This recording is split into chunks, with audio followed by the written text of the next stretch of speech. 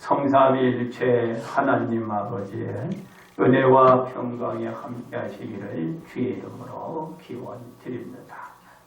요셉과 마리아는 출산하고 나 8일째 되자 할례를 하고 천사의 말대로 아기를 예수라 칭하게 되었습니다. 마리아는 예수님을 출산하고 40일째가 되자 정결 예식을 위하여 아기를 데리고 예루살렘에 올라갔습니다. 이는 주의 율법에 기록된 바 첫 해에 처음 난 남자마다 주의 거룩한 자라 하리라 하신 말씀대로 아기를 죽게 드리고 또 주의 율법에 말씀하신 대로 산비둘기의 한 쌍이나 혹은 어린 쥐비둘기의 둘로 제사를 드리기 위해 하신 것입니다. 그러므로 가정의 나란 제목으로 은혜를 여러분들과 함께 나누고자 합니다. 첫째, 지상의 예수님의 가정입니다. 예수님의 가정은 독실한 신앙적 가정이었습니다.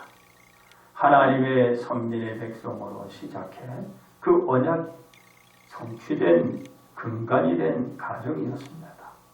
그러한 가정에서 자란 요셉과 마리아는 인류의 구원자 예수님을 낳고 기르신 것입니다.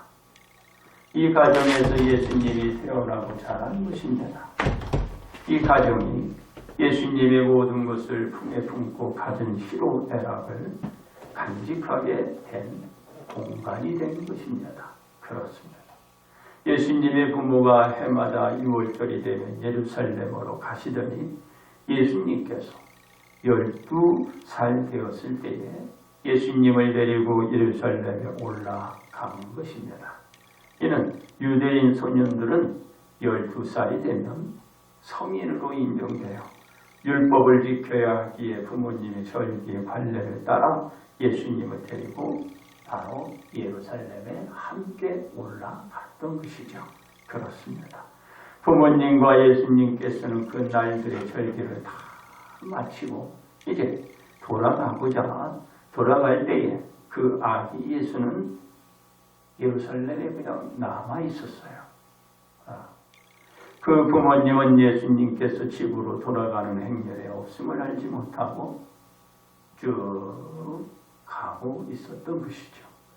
그 돌아가는 귀환이 할 길을 간 후 부모님이 친족과 아는 자 중에서 아기 예수를 찾았으나 아기 예수를 찾지 못하자 예수님을 찾으면서 다시 예루살렘으로 돌아가게 된 것입니다. 그렇습니다. 부모님이 예수님을 찾지 못하고 예루살렘에 도착해 보니 예수님께서는 선생들 중에 둘러서 앉아 있으면서 그들에게 듣기도 하시고 또 묻기도 하시며 또 예수님이 또 이렇게 듣고 묻고 한 것으로만 끝난 게 아니라 그들에게 또 답을 줬어요. 그 답이 지혜와 놀라움을 금치 못했습니다. 그 지혜가 뛰어났어요. 그리고 그 말을 하는 그 말에 사람들이 놀란 거죠. 그런 사실을 바로 그 어머니 마리아가 목도하게 되었습니다. 그렇습니다.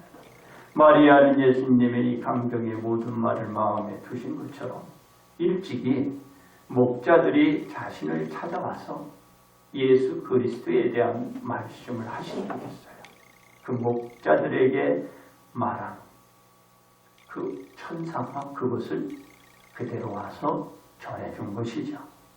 곧 예수님께 대하여 말한 것들을 듣고 놀라서 그는 그 또한 마음에 새겼어요. 누가? 바로 마리아가 요셉이 마음에 간직하고 새기고 있었던 것이죠.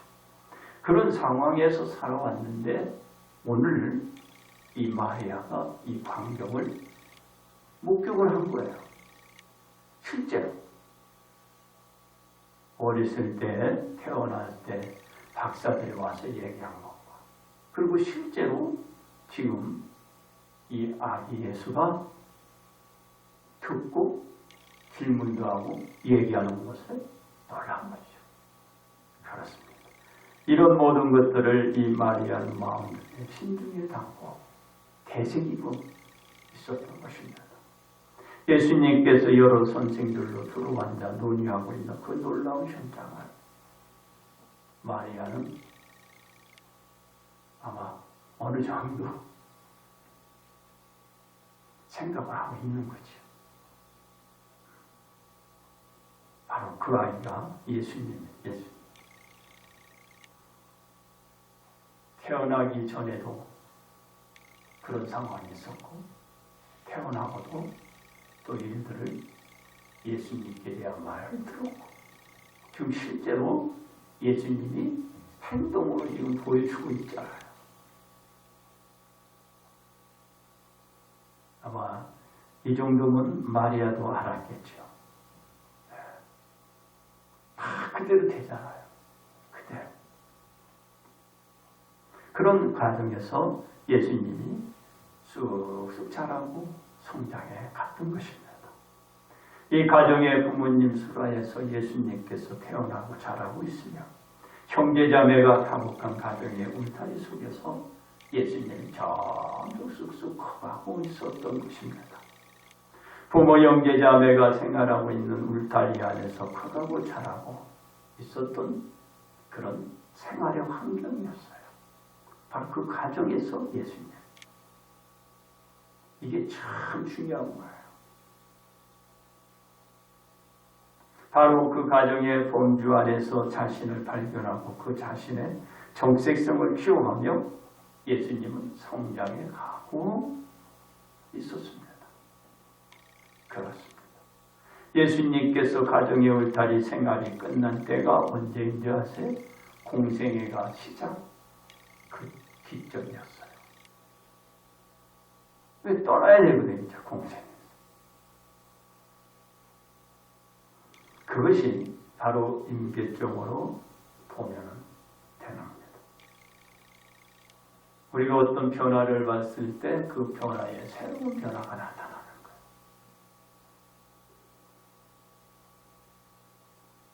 이 과정에서 벗어나 예수님께서 자신에게 주어진 지상사역의 복음을 전하며 치유해 가며 많은 이적을 드러낼 수 있는 모든 사역을 위한 준비를 할 수 있는 기반이 어딘가요? 기반이 바로 그 터가 가정이에요. 가정이 이래서 중요한 것입니다. 가정. 그래서 그 가정에서 그 가정에서 나란 존재. 중요합니다. 이렇게 부모의 순화에서 그 자녀들이 함께 이렇게 커가고 성장해가고 그리고 자기의 꿈을 키워가는 거죠. 그냥 되는 게 아니에요. 바로 그래서 우리가 가정은 제1차 교육기관이에요. 가정이 1차적인 교육기관이 되는 거예요. 그래서 가정에서 이 자녀를 잘 케어를 하면서 돌봐가면서 그리고 그의 이렇게 커가면서 그 아이가 하는 좀 생활 속에서 보이는 게 있잖아요. 바로 그 성품, 바로 그 성격에 의해서 이 아이가 드러나는 거예요. 그때에 부모들은 잘 캐치를 해야 되겠죠.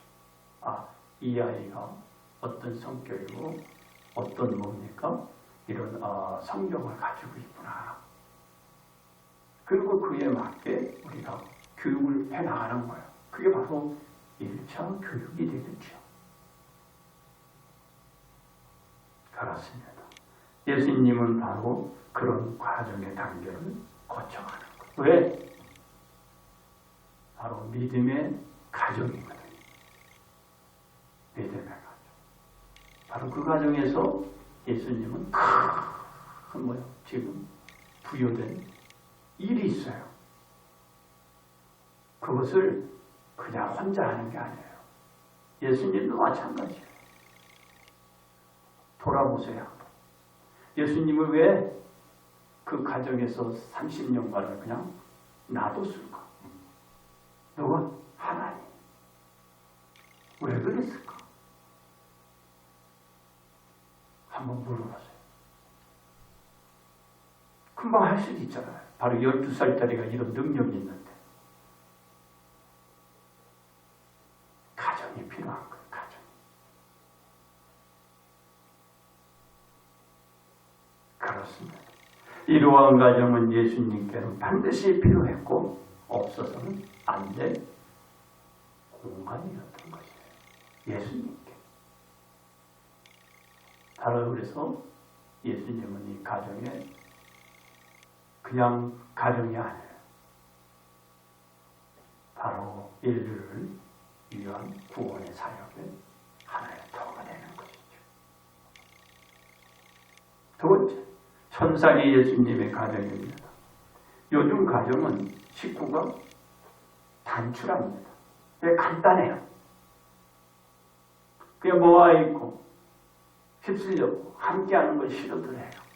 아주 단출합니다. 과거 가정은 이렇지 않았어요. 대가족 제도로 대식구로 구성한 대가족이 한 집안에서 2, 3대가 서로 맞대면서 살아갔어요. 그리고 살아왔어요. 모든 의식주를 그 한 곳에서 다 했어요. 아버지며 또 할아버지며 또 고조 할아버지며 이렇게 다 모여서 살아왔어요. 성경도 바뀌어지죠. 생활의 패턴의 이 습관도 다 바꿔지죠. 지금의 이 단출한 이 환경과는 전혀 틀려요.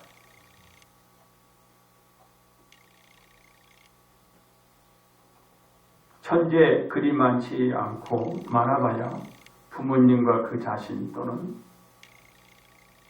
그냥 부모님 또 아니면 자식 그런 정도였어요. 근데 지금은 대부분이 단출하셨고요.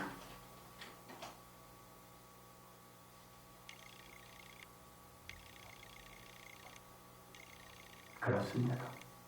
예수님의 천상에서의 가정은 어땠을까요? 어떠했을까? 생각을 한번 해본 적이 있나요? 요한복음 3장 13절에서 하늘에서 내려온 자 곧 인자 외에는 하늘에 올라간 자가 없느니라 라고 말씀하셨습니다. 이는 예수님께서 하늘에 계시다가 땅으로 내려오셨음을 말씀하시는 것입니다. 다시 말해서 인자로 계신 예수님은 원래 하늘에 계셨던 성자 하나님으로서 인간 구원과 새 창조를 위해 이 땅에 오셨음을 말씀하고 계신 것입니다. 예수님께서는 인간과 달리 영원전부터 하늘에 계신 분이시나 모든 땅에서 낮고 흙에 속한 인간과는 전혀 다른 분이십니다. 인간은 흙으로 지음을 받았죠. 흙에서 난 거예요. 흙에서. 거기에 생기를 넣어 생명이 된 것이죠. 근데 예수님은 전혀 그와 다르다고 말해요. 예수님. 우리가 전혀 달라요. 인간이지만. 왜냐하면 예수님께서는 이 땅에 성육신하신 인성과 신성을 지니신 분으로 오신 것이지 우리와 질적으로 본질이 같지 않다고 말해요. 예수님은 바로 그런 분이세요. 예수님께는 두 성고 신성과 인성 바로 예수 안에서 그것이 신적인 본성과 인간적 본성을 뜻하는 두 성질을 예수님이 있는 거야. 우리와 전혀 틀린 거야. 우리는 흙으로 지음을 받고 거기에서 흙으로 이제 났으니까 흙으로 돌아가는 것이지. 예수님은 전혀 그런 분이 아니라는 것이죠. 왜? 영원전부터 살아 계신 분이야. 있는 그분이 바로 이 땅에 오신 것이죠. 그렇습니다. 바로 그 신적 본성과 인간적 본성의 두 성을 가진 바로 그런 성질이 있음을 가리키는 거예요. 즉 의미적으로 하나님으로서의 본질 및 속성을 가리키는 신적 성질과 인간으로서의 본성을 가리키는 인간적 성질이 있고, 성경적으로 영원하고 변하지 않는 신적 성격이 또 있어요. 그리고 인간적으로 유한한 인간의 경험, 감정, 고통을 지닌 인격적 이런 성격도 있는 거예요. 그래서 예수님이 이렇게 보고 슬퍼하고, 그렇죠? 그리고 또 고통스러워하기도 하고, 그런 성격의 그런 본질이 있는 거예요. 그렇습니다. 또한 예수님께서는 하나님으로서의 신성과 인간으로서의 인격을 지니신 분임을 우리가 오늘 반드시 이것을 명심해야 되겠다. 이를 거듭게 말하면 신성은 하나님으로서의 성질이고 인성은 인간으로서의 성격이 지니고 있음을 알아야 되는 거겠죠. 바로 이런 분이 천상에서 생활하시다가 이 땅에 오신 거예요. 자, 이거 똑같죠. 천상에서 그런 생활을 하셨기 때문에 이 땅에 오신 거예요. 천상에 이런 생활이 있기 때문에 오는 거지. 왜 그랬죠? 예수님께서 신성을 지니시고 태초부터 하나님과 함께 사역을 하셨어요. 그러니까 거기서 일하는 것처럼 이 땅에 보내심을 받고 이 땅에서 일하라고 보내신 거예요. 이게 가정에서 이루어지는 거예요. 가정에서. 제1차적인 교육 기관, 가정에서 이루어지는 거예요. 그래서 그 가정에서 이런 사역도 하게 되고 이런 사역을 펼쳤기 때문에 어디 내려보내도 할 수 있는 거예요. 가정의 교육이 안 되면 안 돼요. 창세기 1장 26절부터 27절까지의 말씀을 보면은 하나님이 이르시되 우리의 형상을 따라 우리의 모양대로 우리가 사람을 만들고 그들로 바다의 물고기와 하늘의 새와 가축 가운 땅과 땅에 기는 모든 것을 다스리고자 하시고 하나님이 자기 형상 곧 하나님의 형상대로 사람을 창조하시되 남자와 여자를 창조하시고 라고 말씀을 하셨습니다. 이는 하나님께서 혼자 일하신 것이 아닌 세위 하나님과 예수님이 성령님께서 함께 하셨다라는 것이야. 함께 하고 있는 거야. 어디? 한 울타리 속에서. 이 가정이죠. 가정. 바로 천상에서의 예수님. 그렇습니다. 천상의 예수님께서는 태초부터 하나님 아버지와 함께 일하시다가 인간 구원을 위하여 이 땅에 인성을 지닌 성육신으로 태어난 것입니다. 그리고 예수님께서는 천상에서 내려와 복음 사역을 하시면서 제자들에게 말씀하셨습니다. 뭐라고? 요한복음 14장 2절부터 3절까지의 말씀을 보면 내 아버지 집에 거할 곳이 많도다.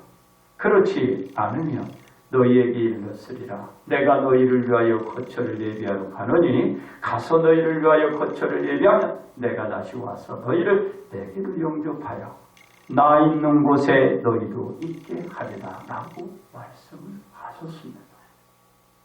이는 예수님께서 천상에 있었을 때의 생활을 가리키며 그곳에 가서 모두가 구할 것을 예비한 듯 다시 와 그들을 그곳에 있게 할 것이라는 말씀을 해주고 있는 거예요.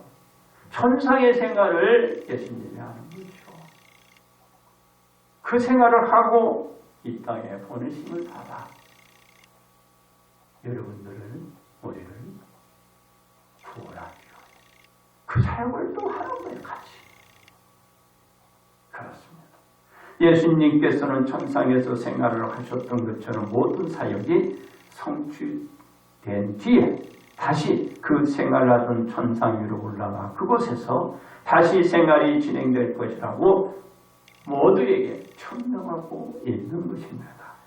예수님께서는 천상의 가정에서 생활을 그대 보여주는 바로 그 지상의 생활을 어떻게 보여준 거예요. 천상에서도 그런 사역을 해왔듯이 이 땅에 와서도 그 사역을 그대로 우리들에게 보여준 거. 이건 뭐 가정의 그 자신이 중요한 거잖아요. 가정에서 이루어져야 되는 거예요. 가정에서. 셋째로 현재 각 개인의 가정입니다. 믿음의 뿌리를 지니신 아버지와 선택받은 어머니의 몸에서 태어난 예수님께서는 신실한 신앙 속에서 자라고 컸습니다. 근원이 기초가 튼튼히 되어 있는 거예요. 누구? 요셉이도 그 아버지 때로부터, 마리아도 그 아버지 때로부터 그 부모라. 그 가정에서, 이런 가정에서 커가는 거죠.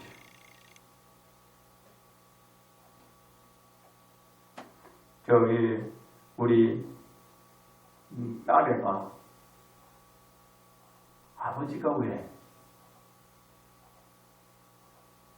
신앙의 사람을 만나서 신앙의 가정을 꾸려가는 게 중요하다. 그걸 이제 깨닫고 있대요. 시집가서. 그래서 제가 그랬어요. 그걸 알았으니까 된 거다.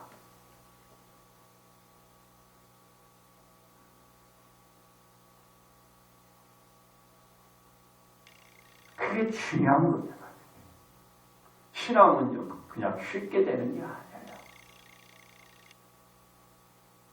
아들이 시집가기 전에는 알지 못했지요. 왜 아빠가 왜 이런 말을 하는지 깨닫지 못하는 거죠. 그러나 실제 이제 시집가고 애를 낳고 생활해 보니까 아빠가 왜 신앙에 대한 중요성을 왜 말했는지 그거 지금 아는 거죠.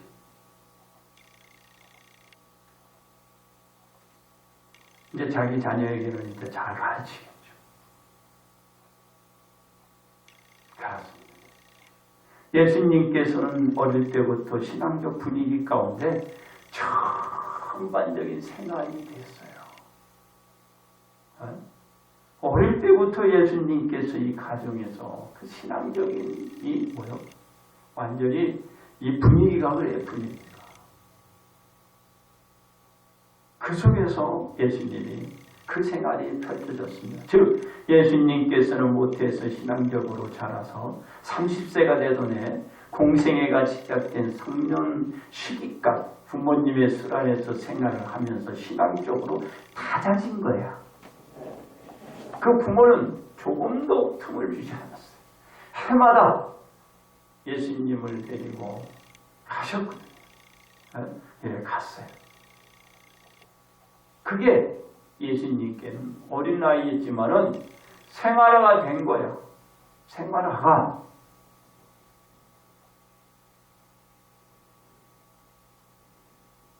그런 생활화가 된 가정에서 예수님이 자란 것입니다. 그렇습니다.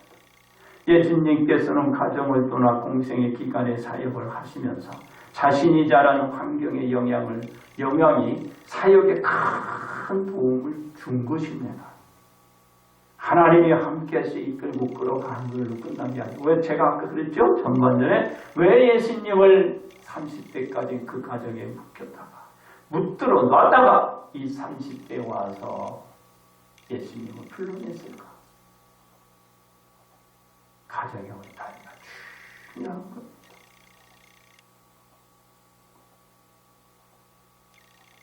가정, 여러분 가정 등한시하면 큰일 나요. 우리 또 청년들 명심해야 돼요. 가정 등한시하면 여러분들 장가도 못 가, 시집도 못 가고 누가 인정을 안 해요. 누가 인정을 안 해요.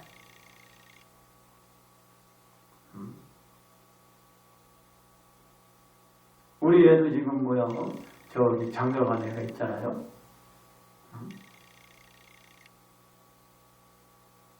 인정을 안 하는 거예요, 다들.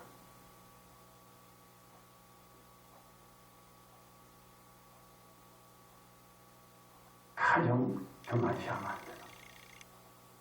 가정에서 부모의 말씀을 잘 듣고 부모의 가르침 속에서 바로 그 생활이 이루어지는데 누구든 가정을 보는 거예요.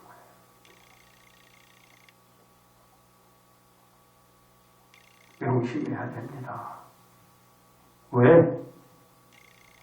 성숙한 믿음이 생길 때까지 우여곡절의 그 시간이 많이 생기는 거예요. 어떤 일이든지 그 일에 대한 숙련공이 되기 위해서 그 일에 대한 경험이 필요로 하기 때문이라. 그냥 되는 게 있어요? 없어요. 신앙도 그만큼 시간이 가야 숙련공이 되듯이 성숙한 신앙인이 되는 거예요. 신앙에 등한시하면 절대로 안 돼요. 아무것도 못해요. 신앙을 등한시하면. 또 세상이 인정을 안 해. 딱 보면 알아요.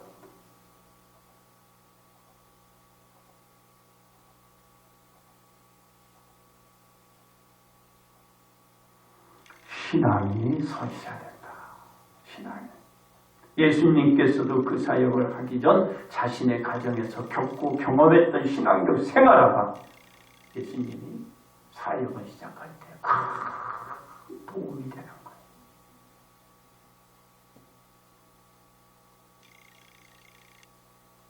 그래서 크게 영향을 주었기 때문입니다. 그렇습니다.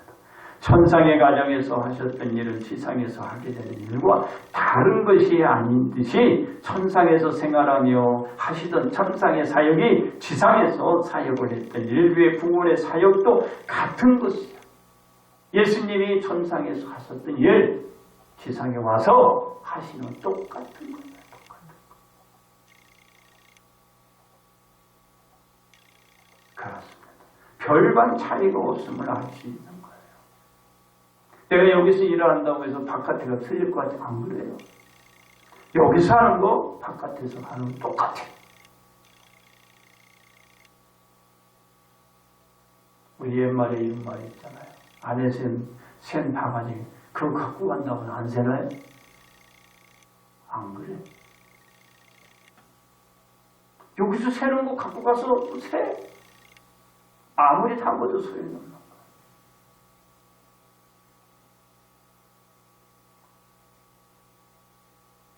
그래서 우리가 알아야 된다. 별반 차이가 없다.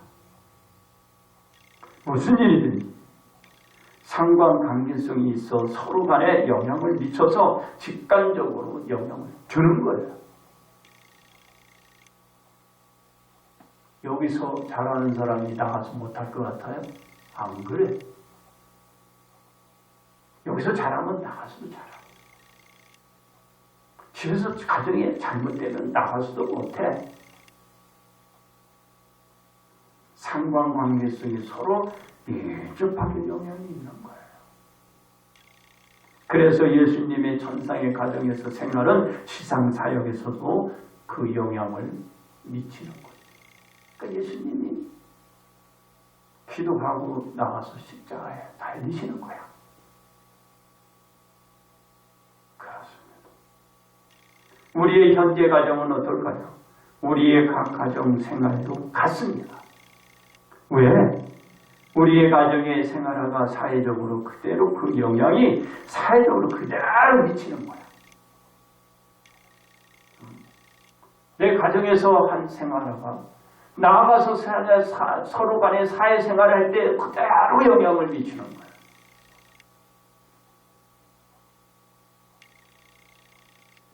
신앙적인 가정은 그 자신에게 그 신앙에 밖에서도 그 신앙이 드러나는 거예요.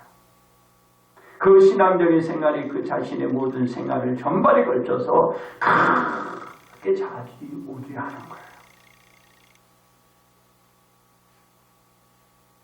내 가정의 신앙 중요합니다.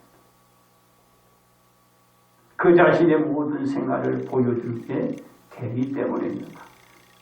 그래서 가정에서 나는 그 가정의 생활을 보여주는 나의 모습이자 바로 그것이 나의 생활이 되는 거예요. 그렇습니다. 오늘날 가정 안에서 어떤 모습을 우리가 보여주어야 할까요? 첫째로 신앙적인 가정의 모습입니다.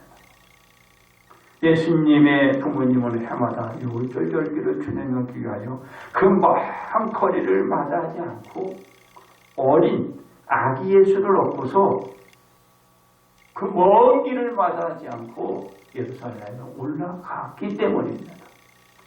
실제로 그랬어요. 실제로 우리 뭐 여기다 메고 안을 안고 하나는 걸리고 이렇게 다녔어요. 비가 와도 오구나. 그 아이들이 자라가서 지금 이 나라를 만든 거야. 우리가 보여야 할 현재의 모습은 신앙적인 가정의 모습, 곧 주일마다 예배를 위하여 교회로 찾아가서 하나님께 예배를 드리는 것입니다. 둘째, 율법의 지침을 준행하는 모습입니다. 예수님의 부모님은 예수님의 소녀기가 되자 바로 12살이 됐잖아요. 12살. 그게 소년기예요. 소년기. 율법대로 성인으로 인정되어 유월절을 지키기 위하여 예루살렘에 예수님을 데리고 간 것이죠. 이 성인이 되면 예루살렘에 올라가야 합니다. 우리는 율법의 안식일을 거룩히 지키도록 하고 곧 주일 성소를 지키는 준행하는 그 모습을 보여야 하는 것입니다. 옛날에는 주일날 어디 움직이지도 않았어요. 교회에 가는 거예요. 뭐 사먹지도 않았어요.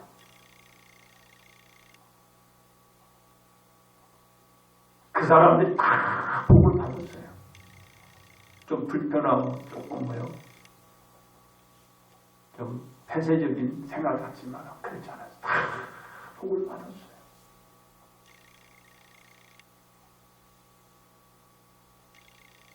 셋째로 말씀대로 준행하는 모습입니다. 예수님의 부모님은 말씀대로 준행하는 모습이 있었기 때문입니다. 우리도 말씀대로 준행하는 모습이 있어야 합니다. 그렇습니다. 우리는 현재 각 개인의 가정이 드러내야 할 모습은 신앙적인 가정, 율법의 지침을 준행, 말씀대로 준행하는 것입니다. 우리의 각 개인의 가정의 그 모습들을 보인다면 우리가 어떤 형편이나 처지에 놓이더라도 생활화가 된 그 모습은 그대로 각 개인이 드러내주기 때문에 전혀 문제가 되지 않아요. 왜? 그런 모습이 보여주기 때문에 그렇습니다. 그러므로 오늘날 각 개인의 가정에서 중요한 것은 말씀과 신앙이 생활화된 나의 모습이라 할 수 있는 것입니다. 이제 결론 말씀을 드립니다. 예수님께서는 어릴 때부터 부모님의 수라에서 신앙적으로 자랐습니다. 그 신앙적인 모습이 예수님께는 일상적인 생활이었습니다.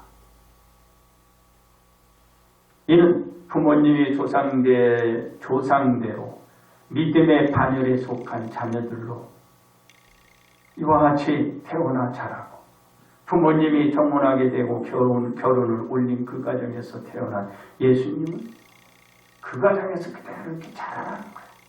부모님이 했던 것대로 그 부모님이 또 자라서 또 결혼하고 그리고 그 가정이 또 생기면 또 그 가정이 그대로 이루어지고 그런 가정이 계속 이렇게 돌아가면서 되어가는 것이죠.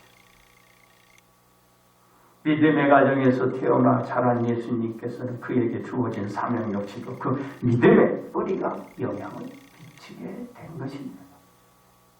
그렇습니다. 우리는 가정에서 신앙적으로 회복이 이루어져야 합니다. 왜냐하면 신앙이 회복되지 않을 때 가정이 회복되기가 어렵고 힘이 들기 때문입니다.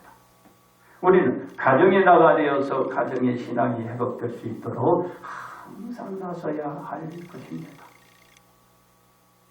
신앙의 회복이 없이는 그 어떤 일도 뜻을 이루지 못하고 어려움을 계속 반복적으로 겪게 될 뿐이에요. 왜냐하면 예수님의 어린 시절 때나 성인 때나 가정에 나가 믿음의 생활화로 이어졌기 때문에 우리가 이것을 봐야 하는 것입니다. 그러므로 우리는 가정에 나가래요. 그 신앙으로 복 받으시기를 주님의 이름으로 축복합니다.